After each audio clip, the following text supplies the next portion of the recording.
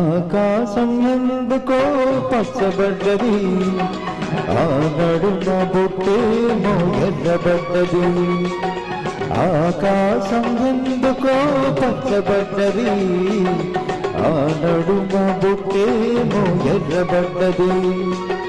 వీచేదారుల తాకిడి, సాగే గువ్వల అలజడి, రారమ్మని పిలిచే తైబడి. ఆకాశం ఎందుకో పచ్చబడ్డది,